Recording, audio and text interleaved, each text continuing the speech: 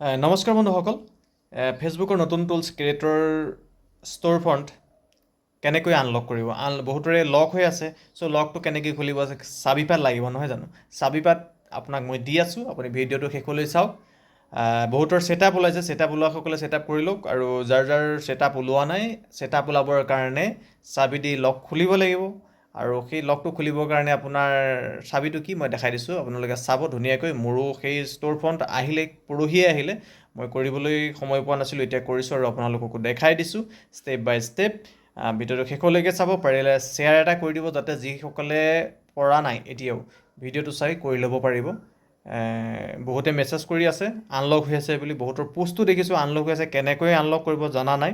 চ' unlock হ'বলৈ হ'লে এদিনতে আনলক নহয়, আপোনালোকে ইণ্টাৰেষ্টটো তাত দেখাব লাগিব, ফেচবুকত ছাবমিট কৰিব লাগিব, তাৰপাছতে আপোনাৰ আনলক হ'ব, সোনকালে আনলক হ'ব।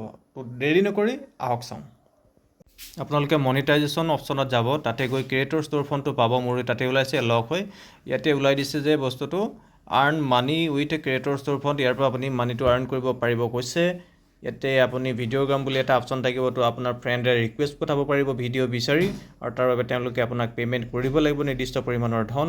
আৰু তলত এইটো লিখিছে যে আই এম ইণ্টাৰেষ্টেড অপশ্যনটোত আপুনি ক্লিক কৰিব লাগিব। ক্লিক কৰি আপোনাৰ ইণ্টাৰেষ্টটো ছাবমিট কৰিব লাগিব। এই তলত লিখি দিছে কি ইলিজিবিলিটি ক্ৰাইটেৰিয়া এটা লিখি দিছে, চাওক। Invite only, share your interest and if selected you will receive a notification to sign up for store front. এইটো ইণ্টাৰেষ্টটো ছাবমিট কৰাৰ লগে লগে যদি ইলিজিবল হয় আপুনি, তেতিয়া আপোনালৈ নটিফিকেশ্যন আহিব ছেটআপ কৰিবলৈ, বা ছাইন আপ বুলি আহিব, নহ'লে ছেটআপ বুলি আহিব। গতিকে তাতে আপুনি কৰিব পাৰিব। এই চাওক, ইয়াতে ইণ্টাৰেষ্ট অপশ্যনটো আহিছে, ইয়াতে লিখি দিব লাগিব আপুনি কিয় প্ৰগ্ৰেমটো মানে ভাল পাইছে, বা এইটো প্ৰগ্ৰেমে আপোনাক কি ফলাফল দিব, ইয়াতে ধুনীয়াকৈ আপুনি লিখি দিব লাগে। ইয়াতে ধুনীয়াকৈ এটা মানে বাক্য লিখি দিব, মই ইয়াতে লিখিছোঁ মোৰ ফালৰ পৰা, চাওক। I think this program help me to better earning on Facebook and inspire me to make video' to my followers. তো তাৰপিছত মই ইণ্টাৰেষ্ট ছাবমিটেড কৰি দিলোঁ। তো এইটোৱে হ'ল আমাৰ আনলক খোলাৰ প্ৰচেছ। এনেদৰে আপুনি ছাবমিট কৰি দিয়ক, তাৰ কিছুদিন পিছতে আপোনাৰ খোল খাই যাব।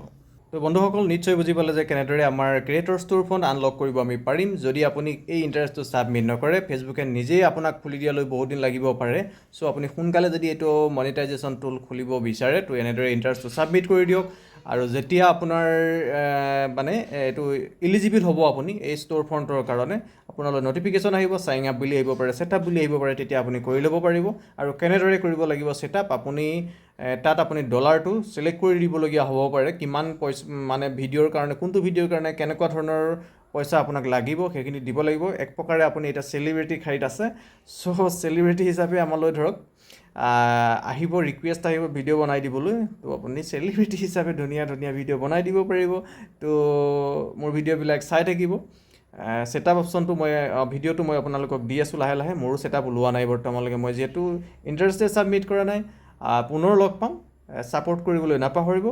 তো লগ পাই থাকিম, ফ'ল' কৰি দিব মোৰ পেজটো, এনেধৰণৰ ভিডিঅ'সমূহ পাই থাকিব। Thank U.